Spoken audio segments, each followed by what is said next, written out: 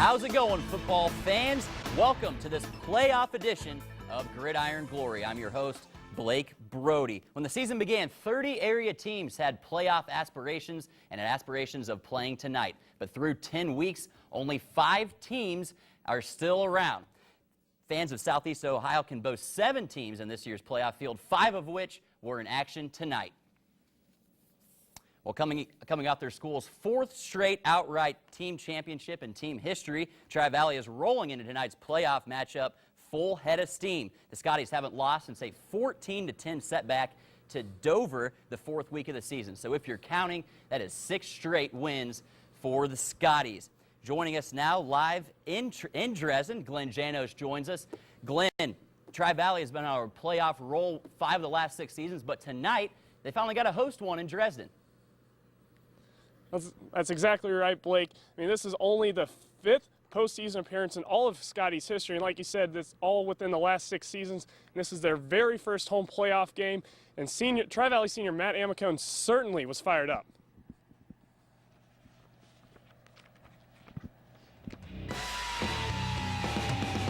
And Derek Riffle will start things off for Tecumseh, doing exactly what they want, as he will carry this 8 yards into the end zone as the Arrows go up early 7-0. That was a 9-minute drive for the Arrows, but Austin Jones responds, as you see here, takes it 22 yards inside the 5, and he would score on the next play, 7-7. 1 minute to go in the first quarter. Arrows respond again as Riffle punches it in from 16 yards out, 13-7. Arrows, after Tecumseh field goal, Strock powers in from 14 yards out, 16-14 up, and they are not done. Less than a minute left. Strock finds Amicone in the end zone, up 20-16 at the half, and they are excited for that in TriValley. But after another TV touchdown, Tecumseh shows they can air it out also with this throw. Tony Evans to Jimmy Rollin, 35 yards, and Chuck Buchanan will run it in on the next play, 27-24. TriValley is still up, but they will respond as Austin Jones punches it in yet again. He had over 300 yards on the night, up 34-24. And here's the big run of the game, 80 yards for Austin Jones. Like I just said, he had over 300 yards on the night. Great night for him. And the Scotties are up 41-24, and they will not be done. As you see here, Nathan Strock airs it out again to Logan Wisecarver, 48-24, midway through the 3rd. And, well, Tecumseh, they show a little bit of life with a hook and ladder. The old hook and ladder, getting it going. They would not score here, but would go in.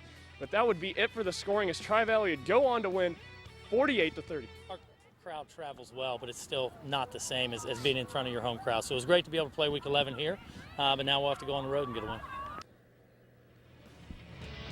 And it was a big night for TriValley offense. They had over 400 total yards, almost 500.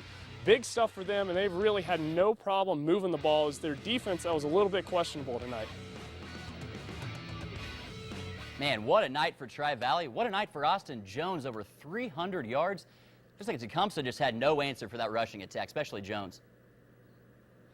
Well, that's exactly right, Blake, as Austin Jones, 300 yards on the night, just a lot of holes opened up by that offensive line, and they could just do anything they wanted, and it was just a really powerful offensive attack. But like I said, the defense will have to step up next week when they take on New Albany. It'll be an intriguing rematch from last season, as TriValley defeated New Albany in the first round of the playoffs. It was an exciting overtime thriller, and you know New Albany will be looking for revenge next week. Okay, so TriValley's moving on. Thank you, Glenn. Fans, stick around for coverage of tonight's battle at Basil Rutter Field. Jackson and Athens, our only 2 Ohio undefeated teams remaining, kicked off tonight, putting their unbeaten seasons on the line. Which team's season survives and which team's first loss means their last? We have the highlights, so stick around. Well, the playoff fuse has been lit in Southeast Ohio, but playoff fireworks still a week away for our West Virginia teams. Keeping with the great playoff theme, all our Mountaineer states will be playing on next Friday night. Here to give us a look at where they stand currently, our West Virginia reporter Pat Moore. How do our West Virginia teams look right now? Like you said, Blake, the playoffs don't start until next week, but one thing is for sure, and that's Parkersburg South, Williamstown, and Wahama are all locks to make the AAA and single A brackets. All right, we're going to start here with Parkersburg. They're currently ranked number 5. They lost tonight to number 3rd ranked George Washington to 56-12. Yikes. Pretty ugly out in Parkersburg. So with the loss, the lowest they can drop down to is number 9, and the highest is number 7 right now. So between 9, 8, 7. So, and the big thing right now is they're going to be fighting for that first round home game. Right. And now let's jump over to Parkersburg South. They're currently ranked number 13. They beat John Marshall tonight, took care of business, 46-19. They will most likely, even with the win, stay at number 13. So no jumping up there. Now let's jump over to Single A, Williamstown. Currently ranked number 3 in Single A. They play Parkersburg Catholic tomorrow night, so no game tonight. They should win, and if they win, they'll be looking at that number 2 or number 3, and I'll get right back to that in just a second. And then with the loss, though, the furthest they could drop down is to number 5. Now we got Wahama. They're the number 2 team.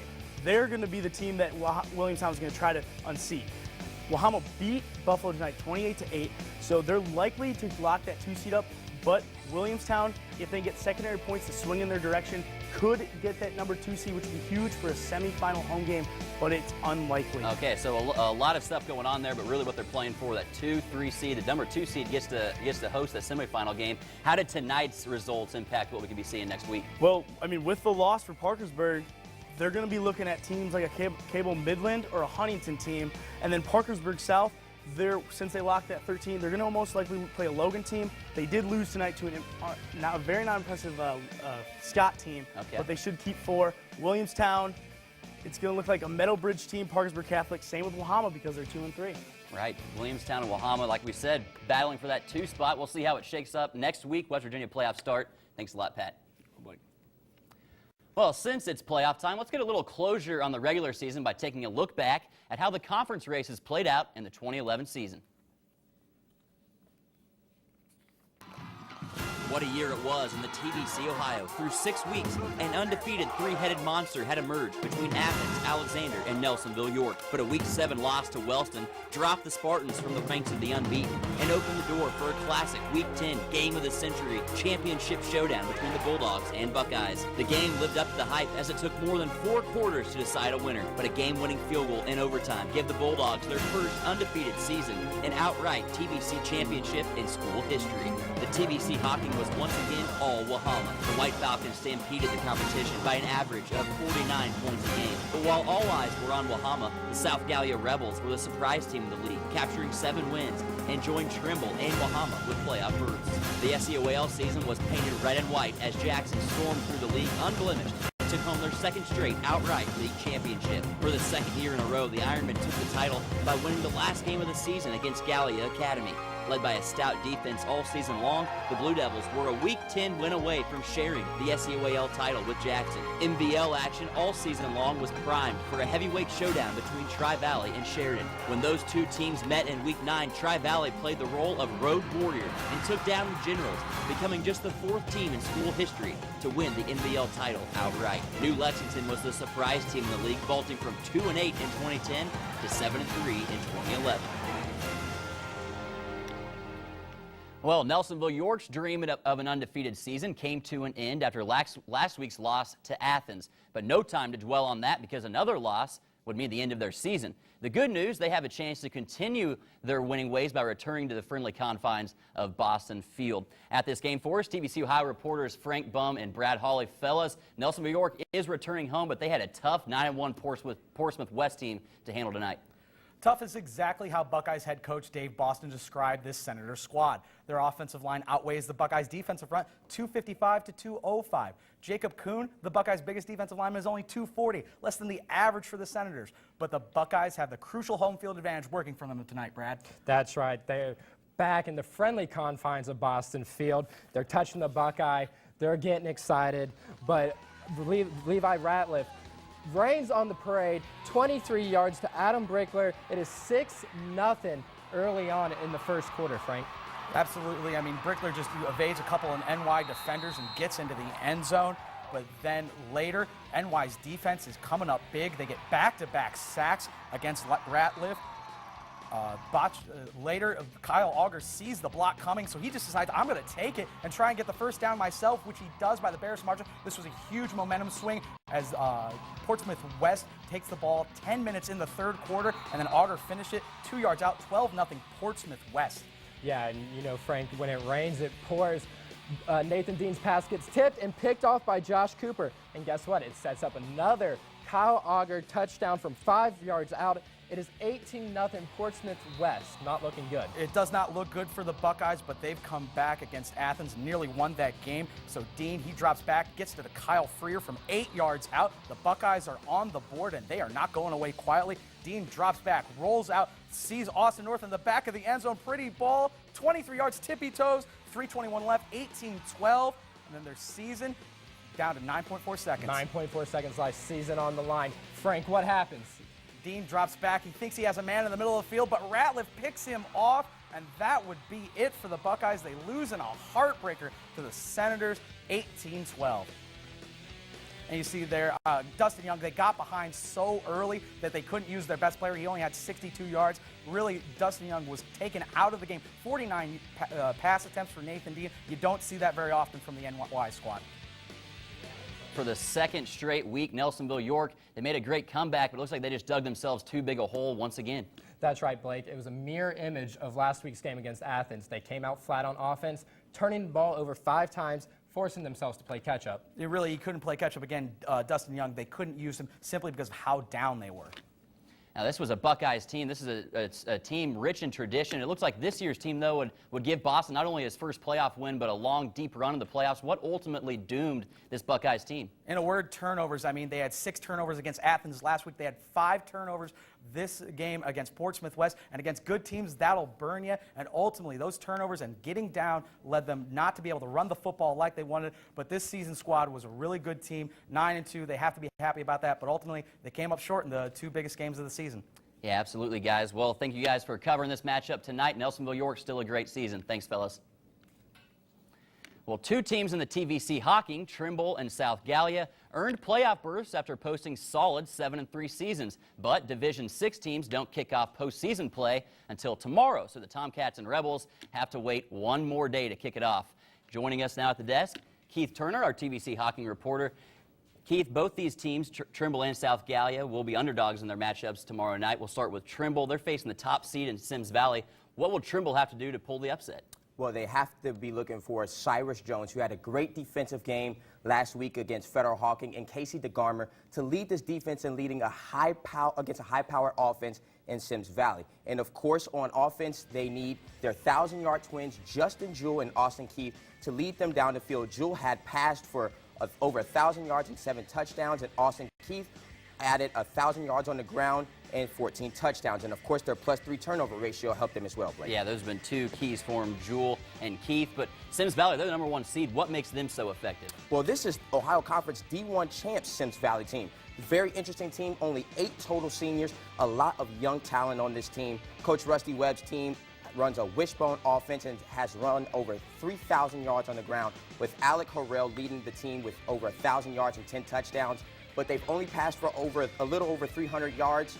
But Trimble has to be able to stop that run offense if they want to have stopping success. the run will be key for the Tomcats. Let's go over to South Gallia now. Coach Peck's team has some real playmakers on that squad. They're going to have to come up big against Buckeye Central. Oh, yeah, you have to look for Ethan Spurlock and Corey Hanner to lead the Rebels down the field. Spurlock has 100 carries for 733 yards, and Hanner has over 800 yards in the air with 7 touchdowns. These two have helped the offense to 3,000+ yards this year, Blake. They're going to need to put up some points this Saturday. Yep, they'll be the underdogs tomorrow against Buckeye Central. We'll see if they can pull off the upset. Keith, thanks a lot. We'll be able to check out a recap of those games tomorrow night on our website. So check us out at WOUB.org for coverage of your favorite teams and leagues, playoff matchups, schedules, you name it. We have the exclusive coverage. And while you're on the web, be sure and check us out on Twitter and Facebook. We're active on Twitter at Gridiron Glory, the best source for score updates as they happen. And our reporters retweet just about anything you tweet at us. Also, give us a like on Facebook. Your support, very much appreciated.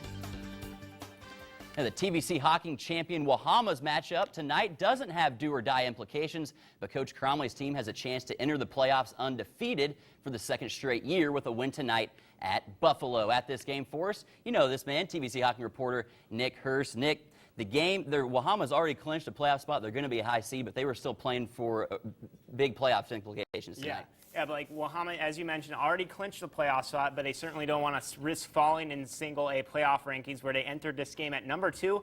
And well, for Buffalo, who started this game at number 8 in single A, can capitalize and move up in the rankings if they can upset Wahama. And on their first drive for the Bison, they throw an interception. That's to Matthew Stewart, who goes all the way for the Wahama White Falcons. He puts them up 6-0. And well, Mr. Isaac Lee, we talk about how he can do it all. He can pass, too, as he finds, that's my quarterback, man. Oh, look at that throw. 36-yard reception, but Buffalo's defense did hold them there. And, well, here, Levi Jordan, their quarterback, has all the time in the world. He completes his pass to Alex Ferrari, not the car, but he gets the reception there. And they would convert on the 4th down on the quarterback seat. But on their very next play after that, Wahama's defense, Anthony Grimm, sacks the quarterback. Tough all year. Yeah, and he gets a sack, but guess what, Blake? He's going to get another sack here on the next play. Oh, he wasn't done? Yeah, so big losses there for Buffalo, so that would force a punt for them. And, well, Wahama trying to score before the end of the half. They're only up 6-0 at this point as Isaac Lee gets a nice 9-yard gain as he's trying to get the Wahama on the board again, but Trenton Gibbs going to make a mistake here as he throws the interception to Buffalo's Jarrett Smith. So they only go up 6-0 into halftime. However, they put up 22 points in the second half as they win 28-8. Okay, so it sounds like this was a tale of two halves for Wahama. They only scored 6 in the first half. They ended up with 28. Tale of two halves tonight. Yeah, it really was, Blake. Wahama didn't get the offense going in the first half, but they certainly did in the second half. But that defense, they played very well again tonight. It's very hard for teams to move the ball, even when they have opportunities. And, well, Buffalo just couldn't do anything in the first half. And then in the second half, Wahama was able to play with their style of football. Right, Wahama now. They were playing for that 2 seed. It's very important. You think they locked it up with this win tonight? I think so. I actually talked to Coach Cromley right before I got on the show. He said that it looks like they're going to be in the 2nd seed, but there is a possibility of 3rd seed. We'll see tomorrow. And obviously they want the higher seed so they can have that semifinals, as Pat was talking about All right. early on. Well, we'll see if Wahama can wrap up that 2 seed. We'll see him next week. Thanks a lot, Nick. Well, football fans, it pains me to say it, but we only have 2 more weeks until our final show. But an action-packed finale it will be. We'll recap the year that was around our conferences. We'll break down the top plays of the year. We'll have a hard-hitting highlight reel of top hits, and we'll crown a Coach of the Year. Of course, our 2011 Player of the Year will be revealed. You don't want to miss this hour-long finale, November the 18th. For the 2nd straight week, Basil Rutter Field hosted an undefeated showdown. Last week, Athens prevailed over conference foe Nelsonville York. This week, the Bulldogs played host to an old conference rival, Jackson. An SEOAL rivalry renewed with the season on the line. 2 storybook seasons, only one will include at least one more chapter. Breaking this game down for us tonight, Josh Huntsberger and Mark Pierce. Fellas, these were 2 10-0 teams. What were the keys going to be for one of these teams to move on? Well, Blake, Mark and I were talking earlier this week, and we both agreed that the team that would control the rushing game and keep their turnovers low would win the game. Right, and both these teams have lived and died by the run all season, mostly lived, using that to set up the passing game. Josh, we have 2 high-caliber teams here. You can't afford to turn the ball over against them because they're going to turn those turnovers into points. The Bulldogs are coming off the biggest win in program history. They wanted to carry that emotion over into tonight. So what do? Pick up right where they left off. Skylar Schwartzel picks up the fumble And takes it 62 yards into Jackson territory. They forced 6 turnovers against Nelsonville York, picking up right where they left off. Right, so this is going to put them right on the goal line. They're pounding on the door, but Jackson says, hey, look, we have a defense too. Sharp jumps on the fumble, but it's 4th down, Jackson football. Yeah, Jackson takes over, and so does Austin Osborne. He'll break a tackle here and then kick on the burners. Hey, and this is the first game I've actually gotten to see him play in person. This cat is quick. Yeah, that's usually not even his best attribute. Nonetheless, 93-yard touchdown here. Jackson goes up 7-0. All right, but Athens has a Player of the Year finalist too. So what do? You throw to him. One-handed catch. Devon Sharp making things happen. Move the chains.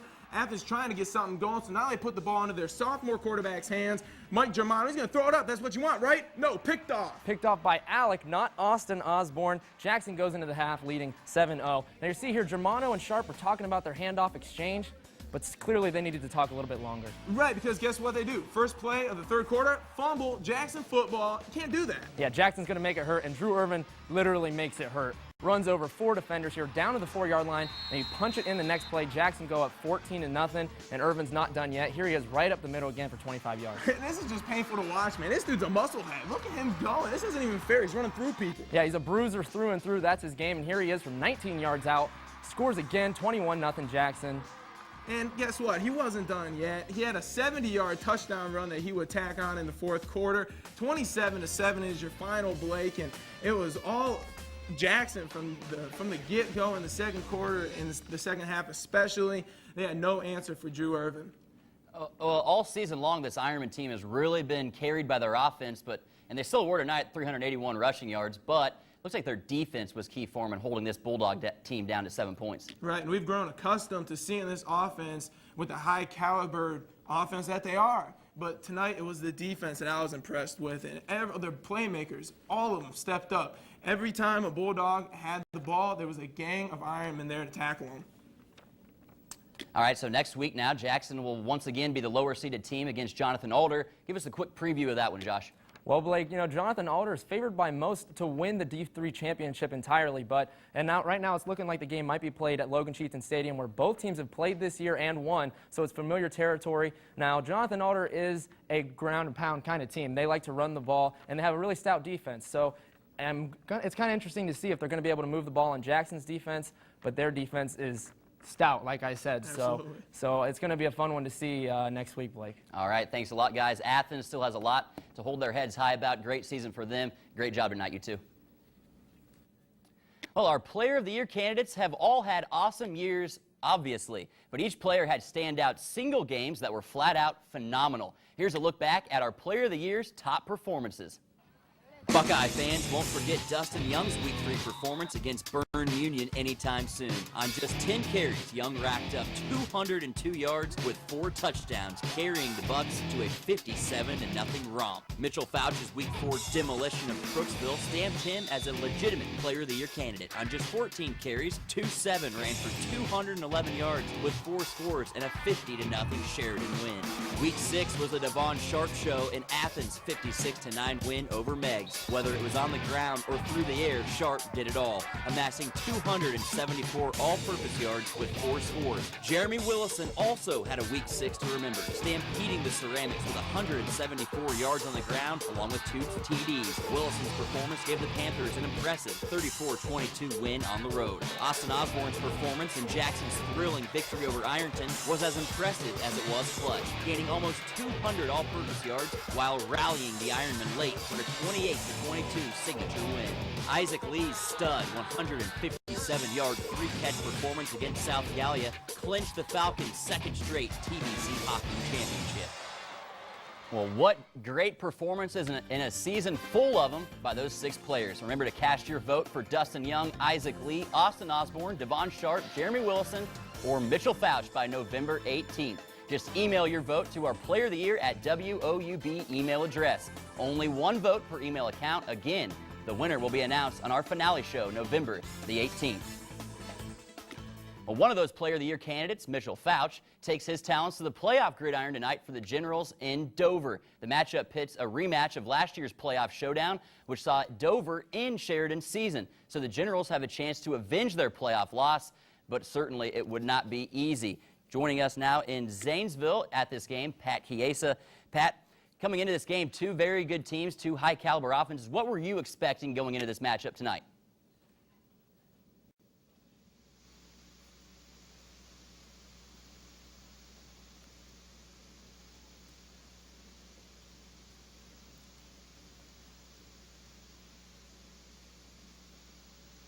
And early on in the game, with Dover up 7-6 early in the first, Mitchell Fouch on this run gives the Generals the lead 14-7 Red Rage after the 2-point conversion was good.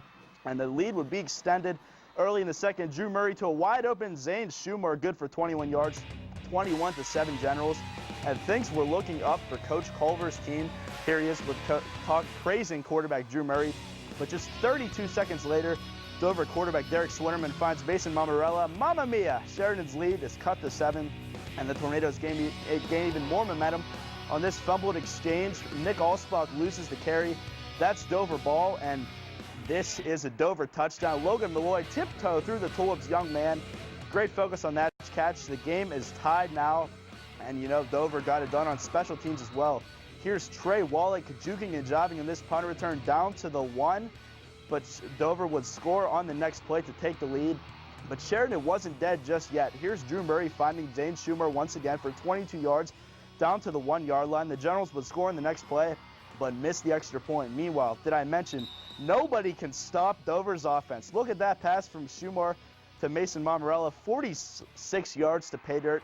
But that upset a Sheridan player named Nick Allspock. Get off me, little boy. 62 yards to the house.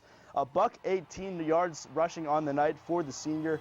He did go out in style, but Dover's offense kept on rolling. Here's a 2-yard touchdown score. And before the half, Derek Swinnerman finds Logan Malloy across his body on the left side of the field, wide open in the end zone. 42 points for Dover in the second quarter alone. Blake, I've never seen anything like this. Offensively, 68-53 was your final from Crater Stadium. Sheridan accounts for more than 600 yards of total offense, but they lose the game by 15. That was something else. What a wacky game. Sheridan, right, all those yards, they had 53 points. They still lose by 15. What happened to Sheridan's defense tonight? Well, Blake, they haven't seen anything like this all season. Dover, pretty much the entire game, ran a spread offense. They ran 5 receivers wide.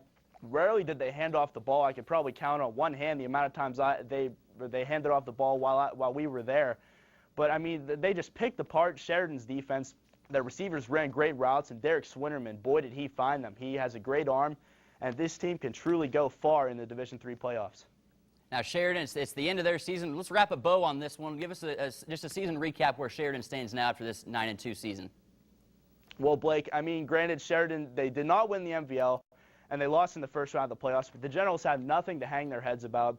This was a team that lost a tough one at home to TriValley Week 9, but they bounced back in a huge way against New Lakes Week 10 to make the playoffs. This team showed their mettle, and they have nothing to be ashamed of.